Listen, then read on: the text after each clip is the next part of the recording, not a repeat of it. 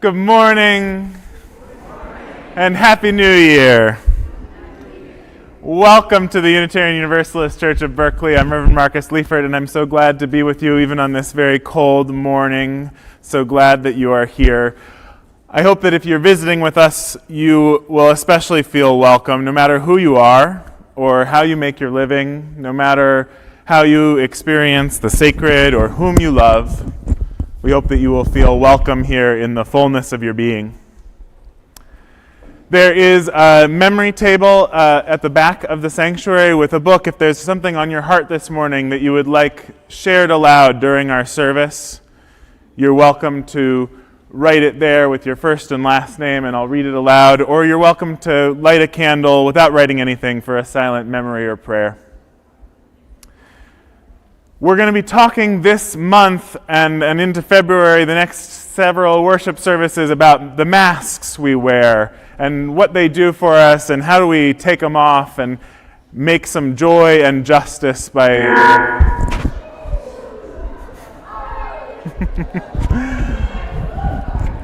Happy New Year! Okay. Let's see, can you hear me now? Okay, we didn't get our sound check in this morning. Apologies for that. So we're talking about masks, about getting real and making joy and justice through getting real with ourselves and one another. And we're just going to start talking about that today in a strange way, if you will. So I invite you to rise in body or spirit. And before we sing our first hymn, we're just going to warm up our hands a little bit. And then give your face just a little massage, and feel free to dig up under that mask if you got one on, or just work around it. Sometimes when I used to wear glasses, I'd take them off to do this. Whatever you want to do, just warm up your face. And then this is the weird part. We're gonna squirm our faces around. This is from a body of work from Keith Johnstone, an improvisation teacher, who talks about just your face alone can be a mask. And so you just kind of squish it around a little bit and make some weird faces. And then just in a moment, I'm going to have you just stop and settle into wherever you just got to. And settle into that mask that you're making with your face. And then just however that mask talks, just turn around and say, good morning to somebody around you. Okay. You're going to interrupt. Good, let's sing. Make channels for the streams of love, 299.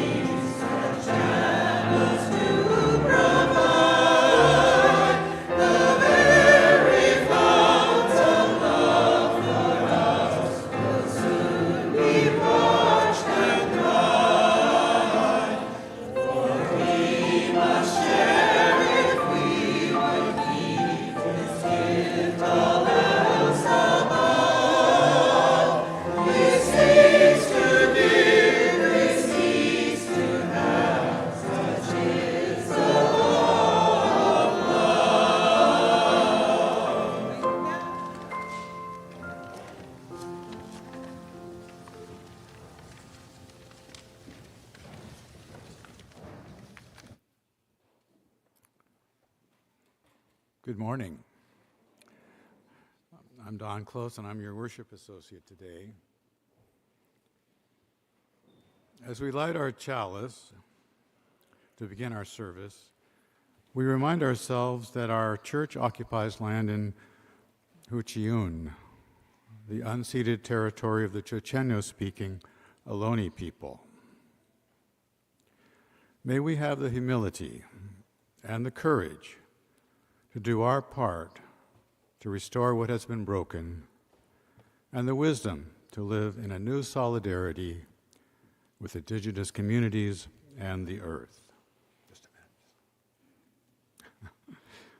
Now, with Lonnie Mosley and Cordell Sloan, let us light our chalice with these words by Scott Taylor. Whenever you wish. In the soft light of this flame, may our lives shimmer anew. May we notice new possibility in those relationships that seem lost. May the turning of the year give birth to a dream. May the emerging light pull a new story into view. May what is give way to what might be. May we believe again in the world we imagine. Thank you. Now, would you please join me in saying our covenant? Love guides this church. The quest for truth and justice is its common purpose. To give thanks, listen deeply, speak with care, honor our differences, and seek and grant forgiveness. These things we covenant with one another.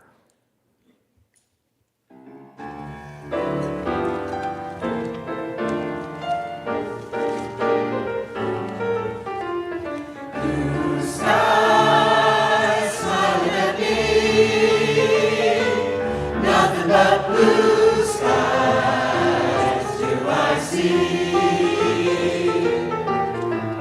Bluebirds singing a song.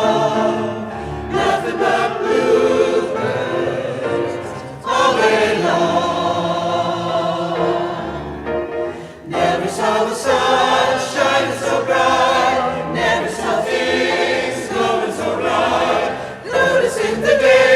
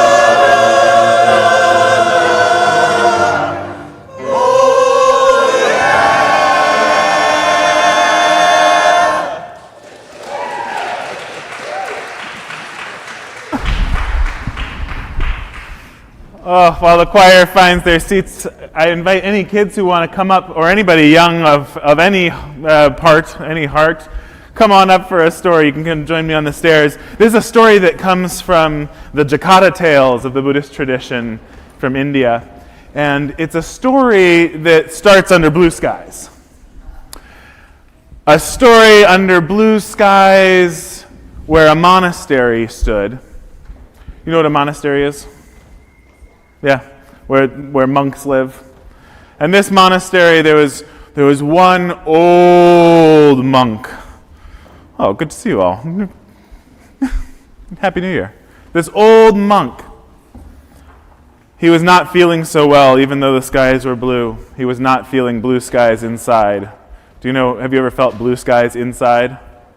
And have you ever seen blue skies outside, but not felt blue skies inside? Yeah, a couple of you know what he's talking about. So this old monk, he said, I'm getting old, and I don't know if I can provide for you anymore. He was surrounded by his young students, all about your age. All of these young students at the monastery who were learning to be monks themselves. And he said, I can think of only one thing that you can do to take care of the monastery and make sure things keep going, because you're not old enough to work yet. I haven't taught you any skills that you could use to work, so I'm afraid the only thing you can do is steal. There's a lot of rich people in this city. They have so much money and we have nothing here. Go steal from the people who have bags, purses, and that will allow you to take care of yourselves and the monastery to survive as I leave you. And they reacted a little bit like you did. They thought, no, you told us never to steal. And he said, well, that's true. I forgot one important thing. Only steal when no one can see you. No, make sure that no one can see you. If anyone can see you, don't steal. And the kids at the monastery were really confused. This didn't make any sense. And maybe they thought, sometimes when people get older, they lose some of their faculty. Maybe it's an old mad monk who's leading our monastery now. But they dutifully walked out, and they weren't sure what they were going to do. And the old monk watched them all go, and then turned around and saw one student left, standing there in the monastery, quietly looking down. And the monk said, well, didn't you hear me? You need to go. Go so that you can take care of the monastery. Don't you care about this place? And the student said, yes, I do so much. I really care. But you told us not to steal if anyone can see me. And I know that no matter where in the world I go, I will always be able to see myself. And the monk smiled and said, go, get the rest of them back here before they get us into trouble. And it's true, wherever we go, no matter what, there's some part of us that is always watching and seeing ourselves. And so may this new year bring us blessings of seeing ourselves living the way we want to live. Will you join me in singing our children out? We're going to sing Guide My Feet. Let's rise and body your spirit. It's 3:48.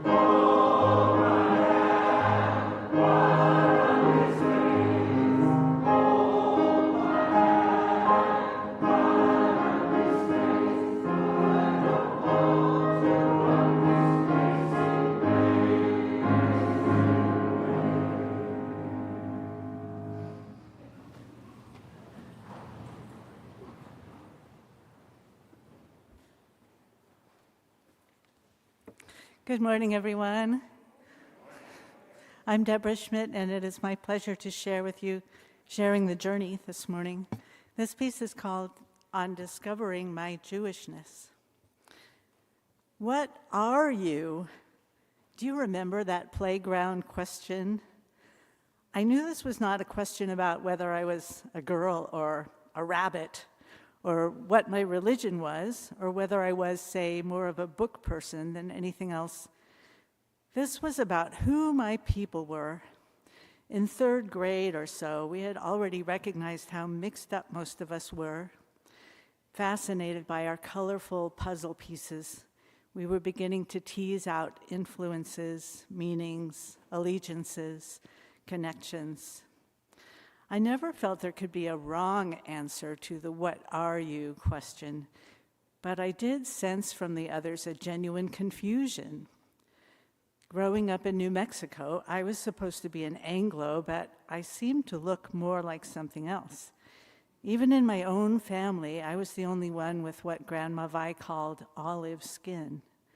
What I was hearing from my Anglo friends was, "You don't look quite like us, and you're not one of them, so you must be something different." From my Hispanic friends, it was more like, "You're not one of us, but you don't really look like them either." I wish we had known then what we know now. There was a reason I looked like the Hispanic kids on that playground. We had more in common than any of us could have imagined.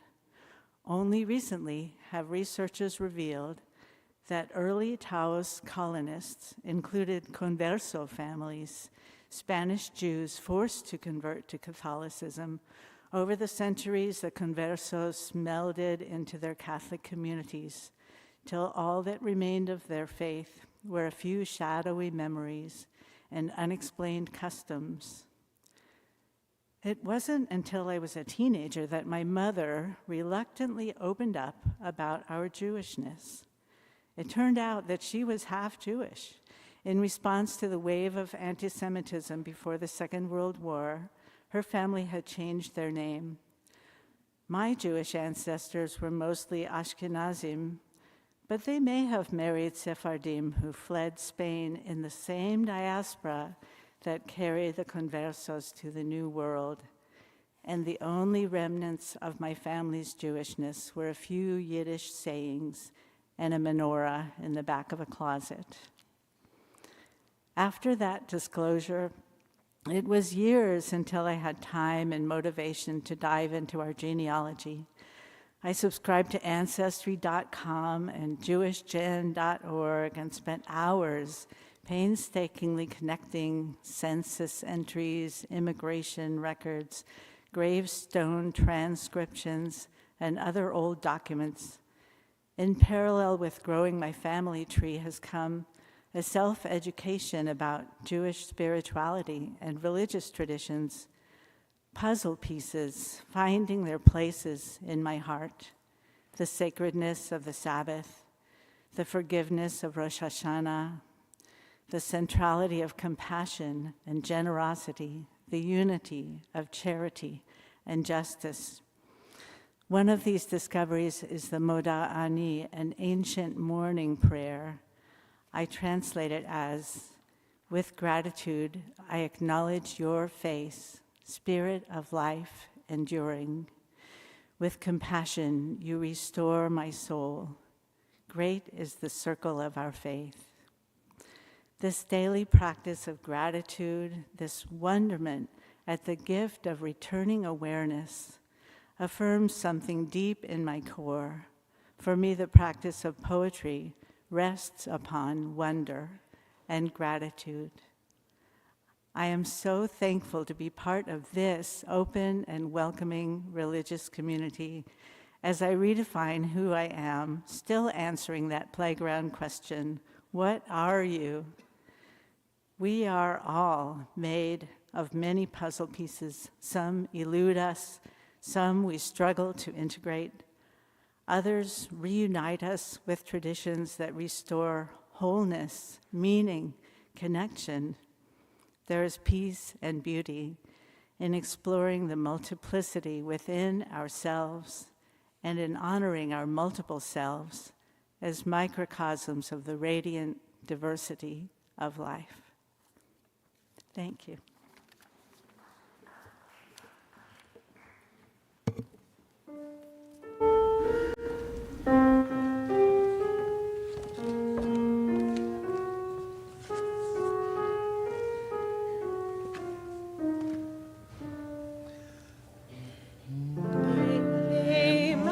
Unnamed, hidden and shown, knowing and known, Lord.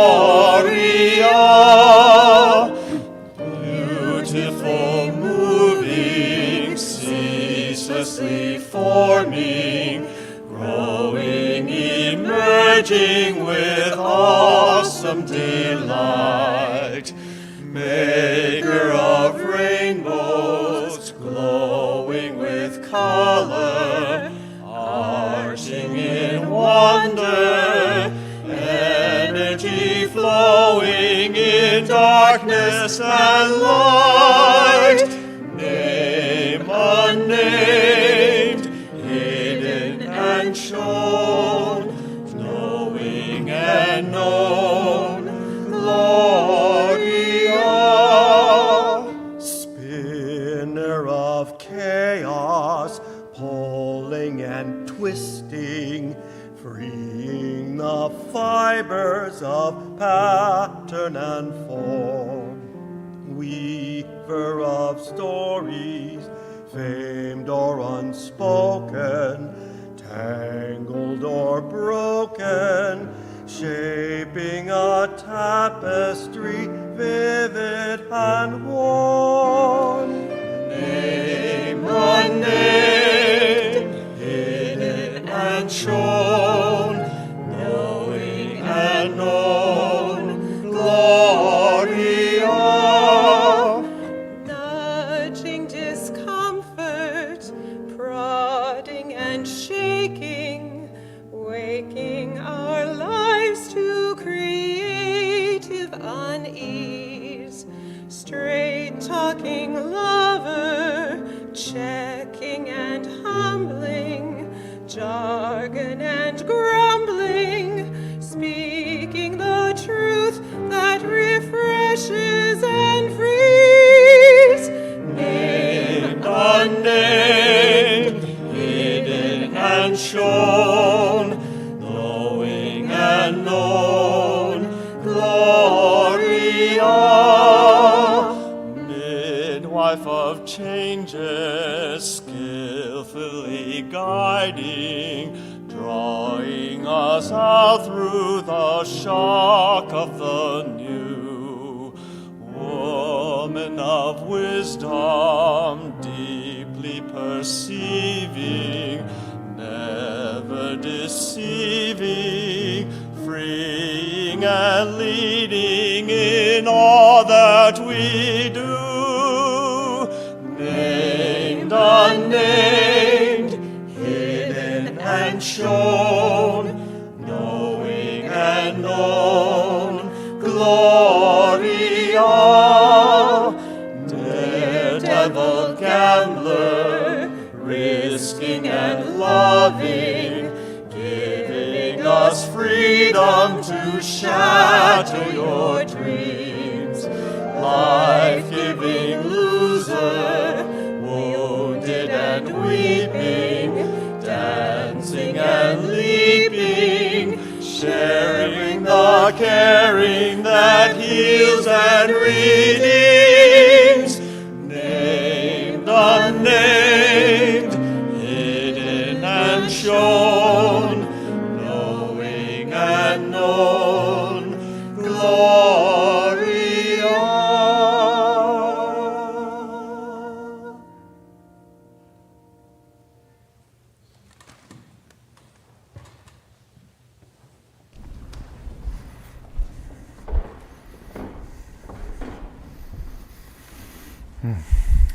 Thank you. We'll be learning that hymn these next few weeks as we dance hidden and known.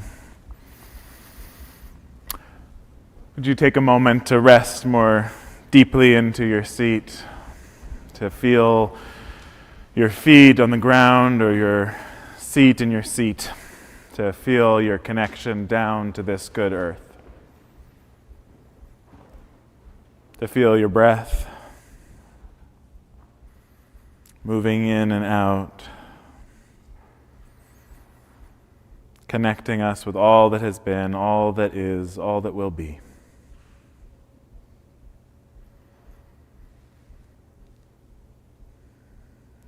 A blessing for the new year, Benacht by John O'Donohue. On the day when the weight deadens on your shoulders and you stumble, may the clay dance to balance you. And when your eyes freeze behind the gray window and the ghost of loss gets into you, may a flock of colors, indigo, red, green, and azure blue, come to awaken in you a meadow of delight. When the canvas frays in the carach of thought and a stain of ocean blackens beneath you,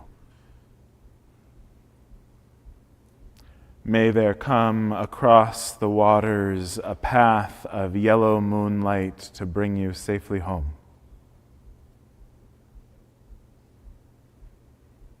May the nourishment of the earth be yours. May the clarity of light be yours. May the fluency of the ocean be yours. May the protection of the ancestors be yours. And so may a slow wind work these words of love around you.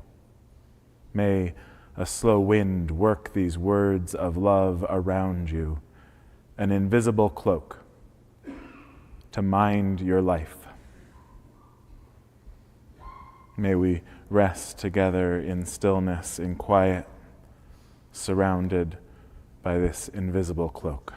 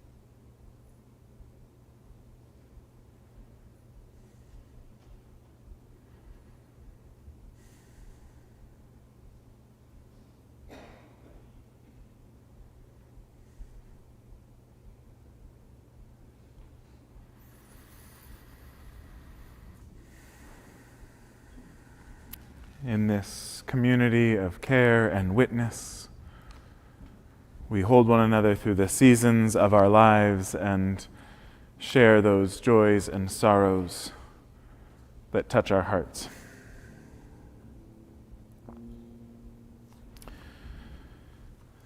Today, we lift up David Lingenfelter. Our daughter Elena has returned from her stem cell replacement treatment. Please hold her in your thoughts.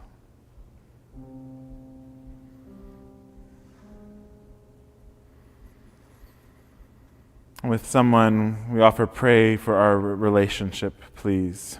And thank you.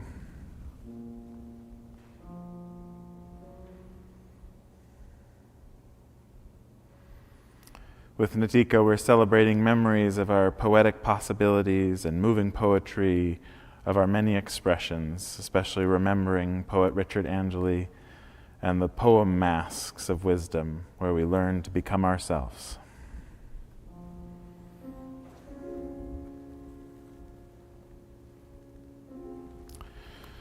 With Beth Jurdy, we're invited to please hold in your thoughts and prayers the people of Ishikawa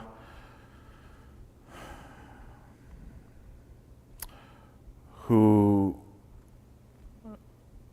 suffered through the earthquake, I believe. I lived there for 7 years, Beth shares. And the people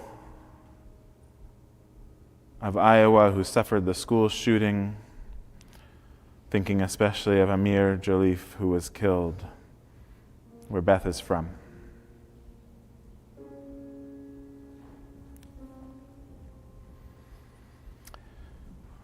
Katrin and, she suspects, our whole community offer prayers and best wishes to Lonnie and Cordell, such precious jewels of our community who can never really leave us because of the love they've shared and which will always be an open channel amongst us all.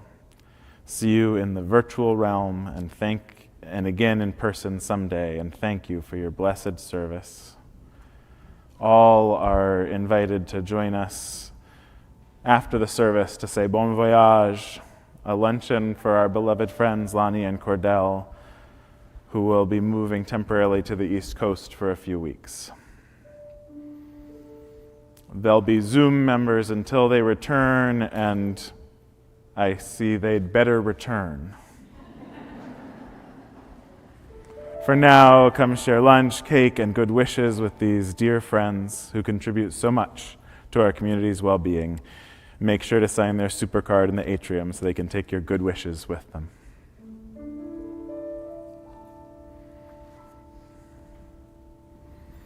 For all these joys and sorrows that we've named, for all that tugs on our hearts around the world,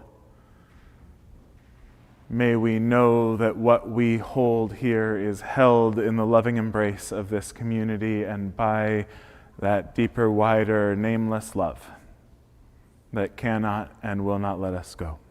May it be so, and amen. Let's sit together as we sing, "There's a river flowing in my soul."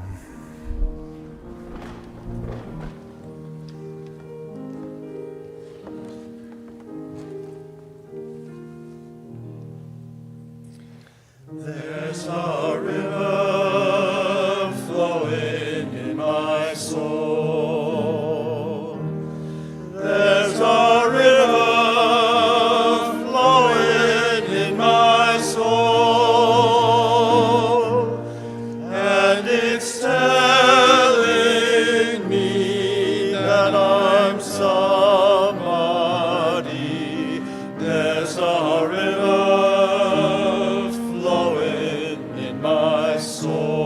soul. There's a river flowing in my heart. There's a river flowing in my heart, and it's telling me that I'm somebody. There's a river flowing in my heart. There's a river flowing in my mind. There's a river flowing in my mind, and it's telling me that I'm somebody. There's a river flowing in my mind. There's a river flowing. There's a river flowing in my soul.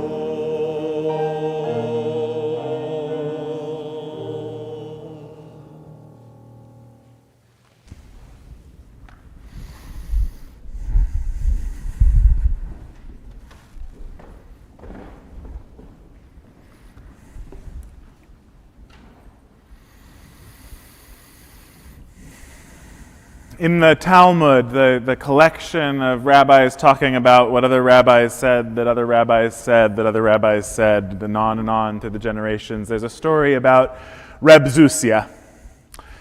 Reb Zusia, a righteous rabbi, it said, lay dying. He lay dying and he was surrounded by his students, his disciples who loved him very much. And they were astounded to see their beloved sage, their beloved teacher, lying on his deathbed, terrified. He shook with fear, it said, at the prospect of death and judgment. And the disciple said, "Master, why do you fear God's judgment? You have lived a life with the faith of Abraham. You have been as nurturing as Rachel. You have feared the divine as Moses himself. Why would you fear judgment?" And Zusia took a deep, shuddering breath. So when I come before the throne of judgment, I don't fear that the Almighty will ask, "Why were you not more like Abraham?"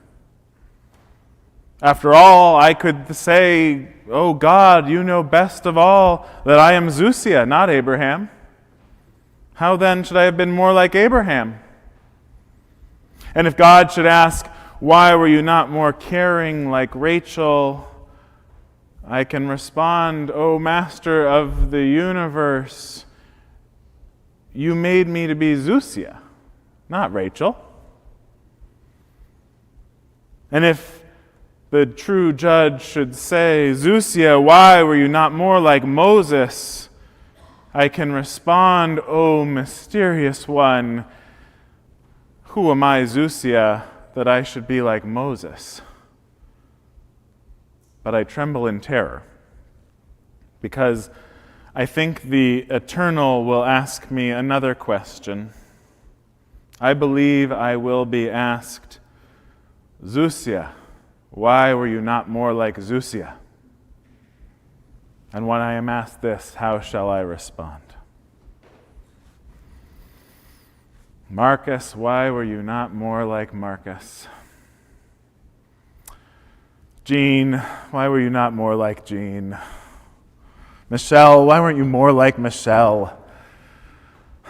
There's a river flowing in my soul. It's telling me I'm somebody, but who are you?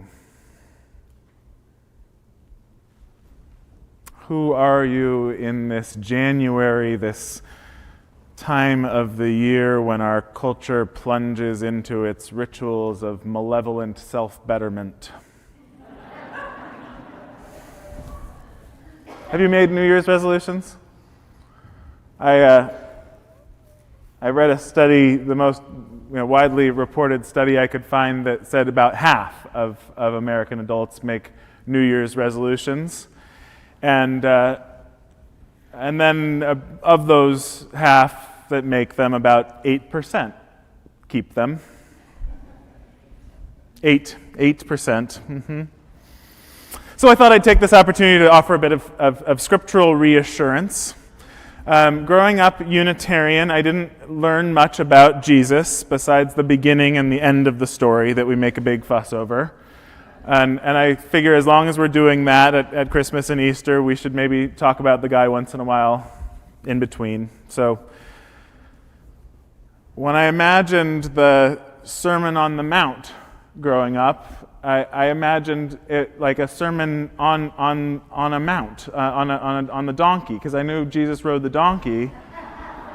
And so I thought he would be giving the sermon while he was riding on the mount. Turns out it's a different mount. It comes at a part in the story when Jesus is starting to get a bit of a reputation. He's getting a following. People are excited about the message that he's preaching. The rabble have been roused, and he has had his time in the wilderness. He's started his career as this itinerant preacher, and then he started performing miracles. He's healing the sick, and that, of course, gets a lot of attention. But then the story takes to what my ears is kind of an unexpected twist. Instead of basking in the love of the crowds, feeding off their excitement and building the momentum with his 5-year strategic plan, Jesus gets overwhelmed. He decides, instead of spending time with these admiring crowds, to take a break. He retreats and goes for a hike on the mountain with just his closest disciples, his closest friends. Gives them this Sermon on the Mount, not in front of a big crowd, but privately on the mountaintop. And of course, it begins with the Beatitudes. You might know about more of this story than I did growing up. But then he gets around to some other topics, and here's one of them. He says, "You've heard that it was said of those ancient times, 'You shall not swear falsely, but carry out the vows you have made to the Lord.'" And this is part of his whole project of kind of rewriting Jewish law, which gets him in some trouble. "But I say to you, do not swear at all, either by heaven, for it is the throne of God, or by the earth, for it is God's footstool, or by Jerusalem, for it is the city of the great King. And do not swear by your head, for you cannot make one hair white or black." Don't swear at all. Don't make vows, don't make promises, because you cannot make one hair white or black. And that's why whenever anyone asks me if I am making New Year's resolutions, I can confidently tell them, Jesus told me I don't have to. But really what's happening in the historical context is that he's poking fun at that cultural trope, and we've still got it, of making extravagant sounding oaths to try and convince people to trust you. I swear by God and heaven and earth and on my mother's name and here on this holy hilltop of the East Bay, etc., etc. You know the gag, right? When we make New Year's resolutions in this way, I think a lot of folks do, make them performative like this. We make them not because we're going to keep them, and maybe not even because we plan to, but in order to proclaim to everyone around, yes, I know I'm not there yet. I know I'm not good enough. Yes, I know I'm overweight, and this is the time of year when I acknowledge and promise to change it. Yes, I know I'd be healthier if I got more exercise. I'll change it. I know I'd be more well-informed if I read more. I'll change it.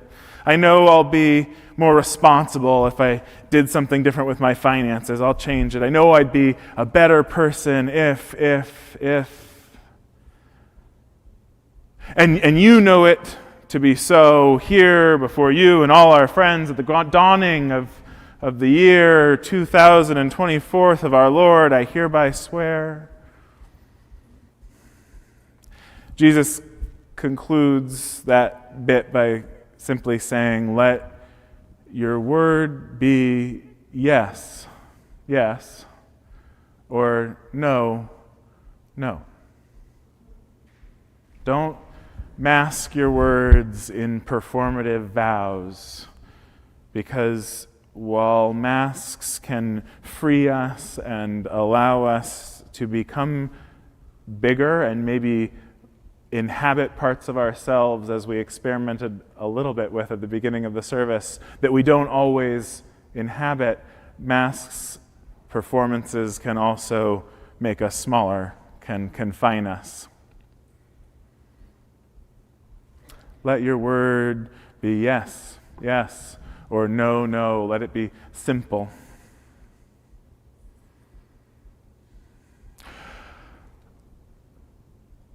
I believe that we're in, and I'm not going to talk a lot about this today, but I think it's an important thing that we have a conversation about, is we're in an epistemological crisis. Do you know what I'm talking about? Probably not. I'm talking about the way in which our foundation of knowing what is true as a collective entity, as a society, has been deeply shaken. And this is not the first time this has happened in history, but we're living through such a moment when the common cultural sources of a trustworthy epistemology, that is, how we know what we know, are no longer commonly shared. And because of this, we are living in this dance of masks. I remember when Donald Trump was elected in 2016, we started hearing the words post-truth as a common phrase in our lexicon. This is that dance of masks that can be so hard to discern our truth in the face of, that can be so hard to find our epistemological ground, what we stand on in the face of this cultural shaking. And there's a part of it that's really good news, because that old common understanding, I never watched him myself, but I understand there was this time when everybody felt like Walter Cronkite was, this trustworthy source of how things were. But it also came, of course, with a cultural hegemony, a singular white male point of view that was the epistemological grounding. And so disrupting that is an opportunity, it's a blessing, and yet it also is a challenge. Where do we find our own epistemological ground? Where do we find our rooting into truth? And of course, we know it's going to be more important than ever this year to come. I keep thinking about this, reading the news about Claudine Gay and the saga that's forced her out of her position at Harvard. We are losing a common thread of epistemology.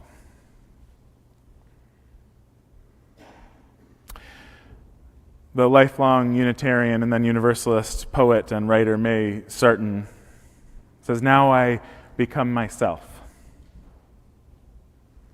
Now I become myself. It's taken time, many years and places. I have been dissolved and shaken, worn other people's faces." And I wonder, have you worn other people's faces? Sometimes I feel like I have a whole collection of faces, other people's or my own masks. The good son, the responsible partner, the dramatic actor, the dutiful student, the cunning game player. You haven't seen that one much here yet. The tragic poet, the annoyed big brother, the skillful teacher, the playful friend, the sarcastic know-it-all. You seen that one yet? I don't know. Oh, not to mention the grumpier parts, the hopeless, despairing parts.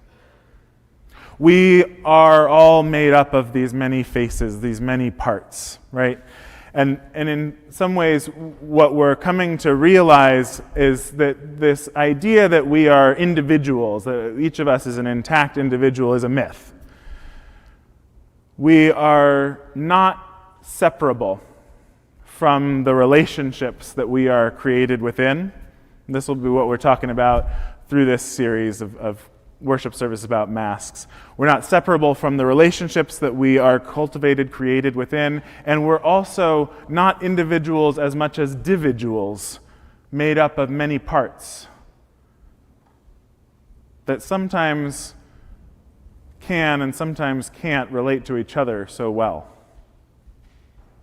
And the practice of integrity, of integration, which I think is also the practice that's going to find us that epistemological ground to stand on, is to understand and accept, to welcome in, say yes to all of these parts. I think Jesus' instruction to forget about all the big oaths and resolutions, to let your yes simply be yes, your no simply be no. It's about the practice of intentionally, simply being you. And it's also an invitation to go a step deeper than all these faces, all these masks, all these selves. It's to listen for that essential self, that core, that soul that we were talking about in Parker Palmer's language last month, what William Ellery Channing would call your likeness to God, or what the Buddhists would name as Buddha nature. To know what one is rooted in is one of the touchstones for finding our way through this epistemological crisis. Later in that poem, Sarton, she writes, my work, my love, my time, my face. She's claiming this sense of self gathered into one intense gesture of growing like a plant. And I just love the idea of seeing our intentions, our selves growing like a plant as a counterbalance to that forced march of malevolent self-betterment.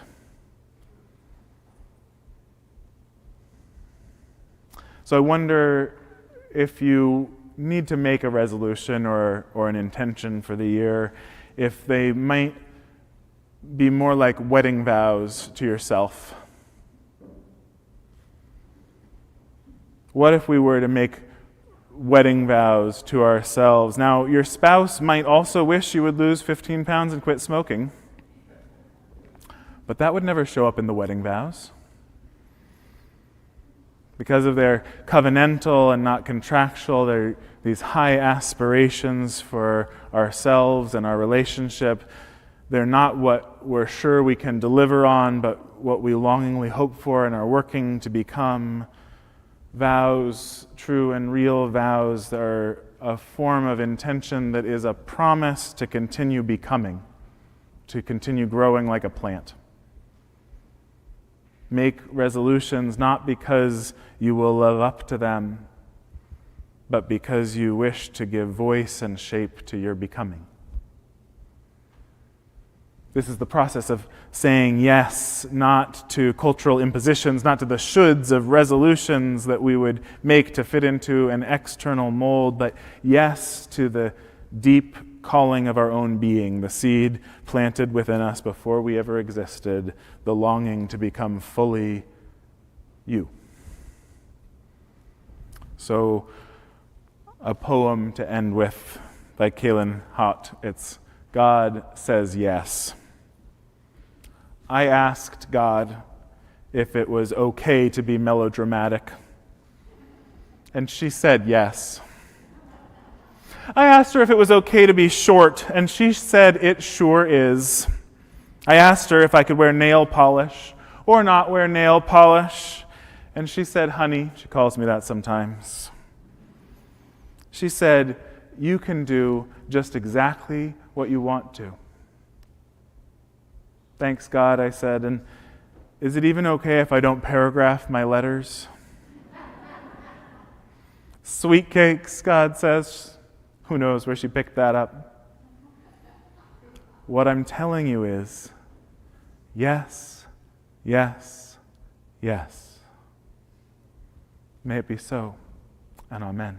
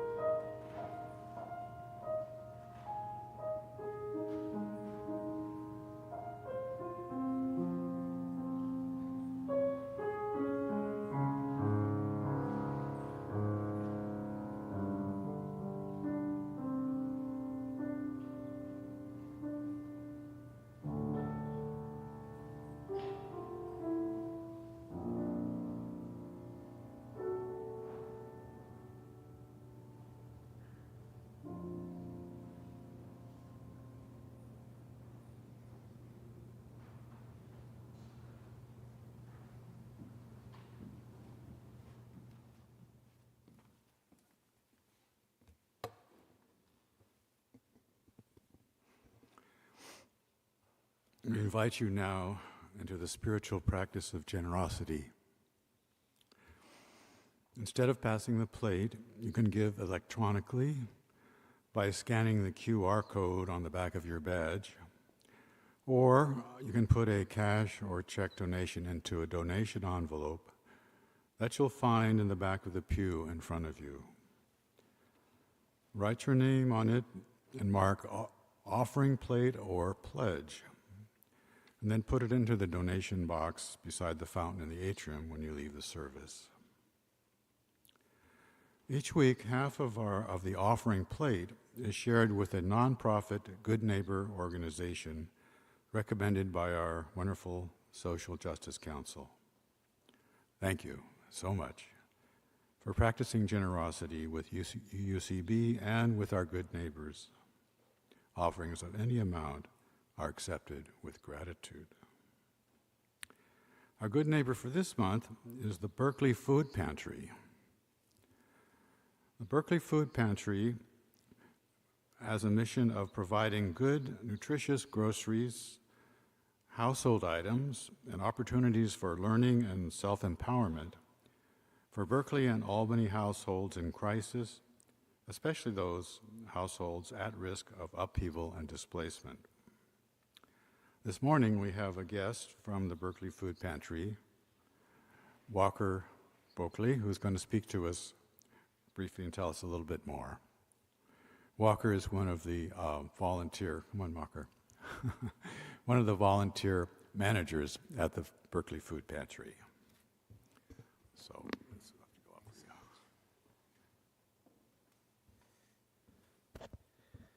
the Thank you so much. I want to begin by thanking everyone here and the church for supporting us and having me speak to you all and sharing this beautiful moment in this beautiful space. The Berkeley Food Pantry has been open since 1969. That's 55 years. I believe that makes us one of the oldest, probably the oldest, continually operating food pantry in the Bay Area. So our legacy is quite impressive. I've only been a part of the pantry for 3 years, but I often get to rub shoulders with people who have been volunteering there for 10, 15, 20, 30 years, which is absolutely incredible, and some people are here with us today. A little bit about us. We distribute 20,000 pounds of food each week to folks in need in Berkeley and Albany, all out of a space generously shared by the Berkeley Friends Church. Each Monday we set up, do our operations, and each Friday we close everything up, put everything away so they can have their service. We serve about 150 people plus on our days of operation, which are Monday, Wednesday, and Friday, with lines stretching around the block.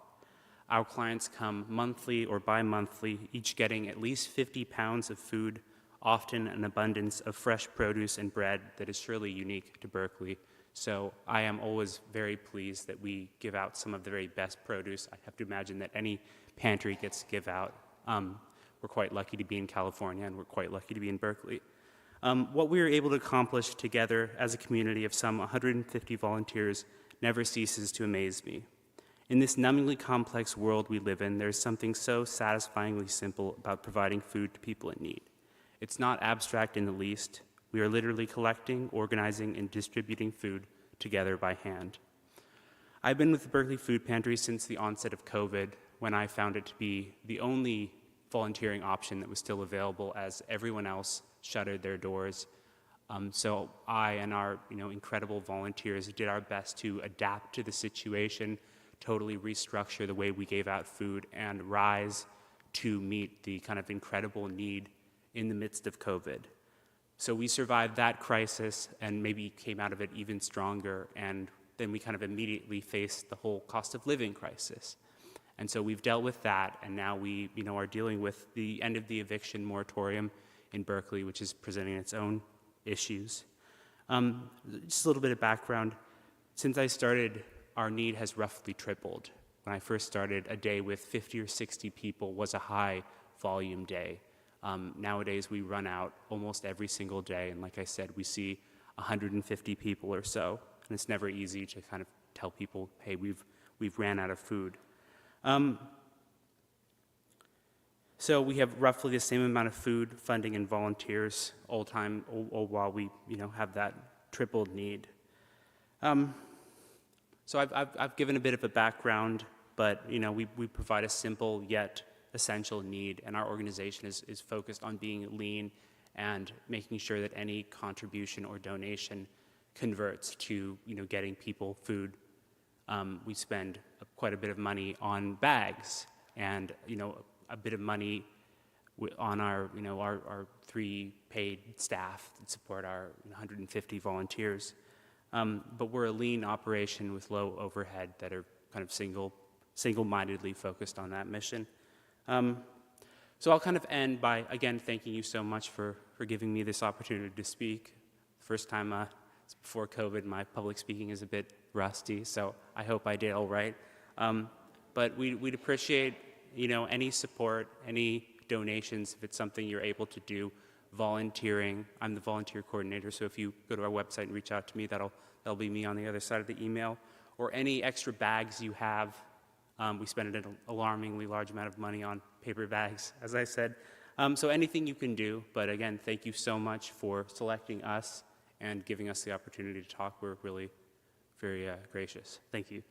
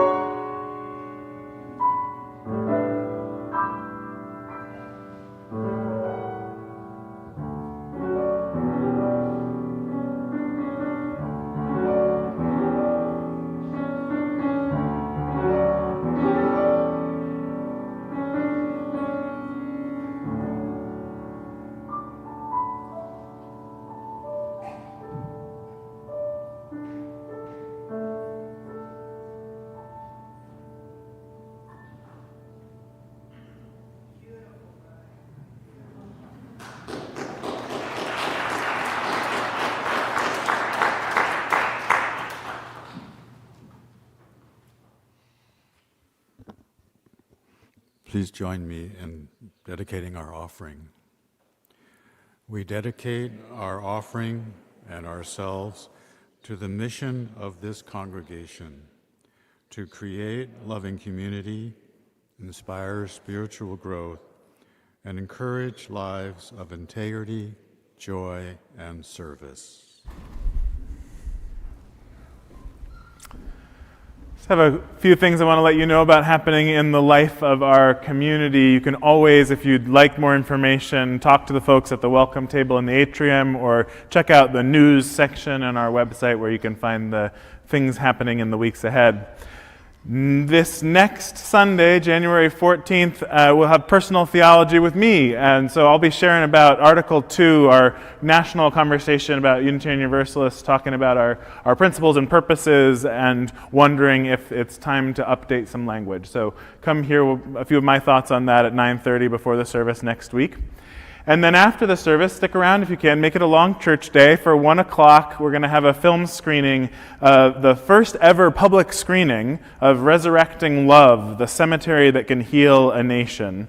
It's an independent narrative documentary film about struggle, race, history, and reconciliation, sponsored by our literature, film, drama, and music contingent of the Social Justice Council. So RSVP on the website. Stick around if you can next week for that screening. And then later on this month, on the 28th, we have candidates to take new seats on the Board of Trustees. They'll hold a question and answer session for your questions after the service on the 28th. So plan to stick around and hear about them, hear their stories. And on the 20th. No, it is the 28th. So not what it says up there, what I'm saying down here. Okay. And there's Resurrecting Love. Also, the day after that, we'll be having a rally for Martin Luther King Jr. Day in El Cerrito, so look out for announcements about that. I'll be there. Look forward to seeing many of you there as well. And lastly, the Freestone Committee is happy to announce an upcoming dinner and a movie fundraising event. It's going to be on February 2nd. Freshly prepared gourmet dinner will be served before viewing of the classic family movie, E.T. So come have some fun. For details, stop by the Freestone table and say hi to Dave Wemmer. Will you rise once more, in body or in spirit, and we'll sing our closing song. It's Rising Green.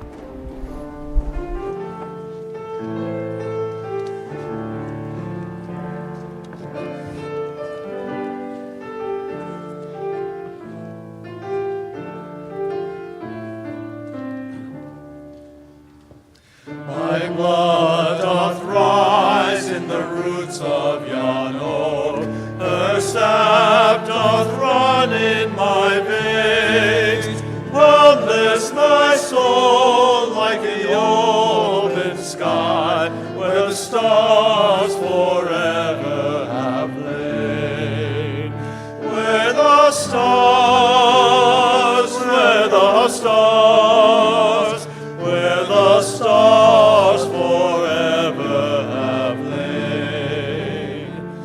My hand told the weavings of time without end, my side as deep as the sea, beating my heart sounds the measures of old, that of love's eternity.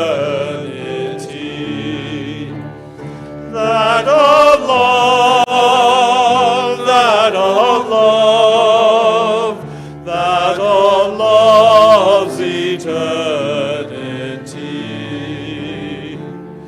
I feel the tides as they answer the moon, rushing on a far distant sand, winging my song is the wind of my breast, and my love blows over the land. And my love, and my love, and my love blows over the land.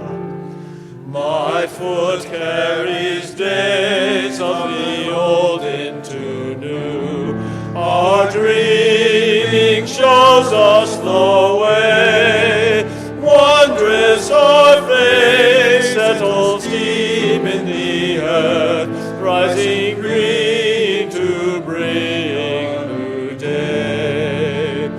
Rising green, rising green, rising green to bring a new day.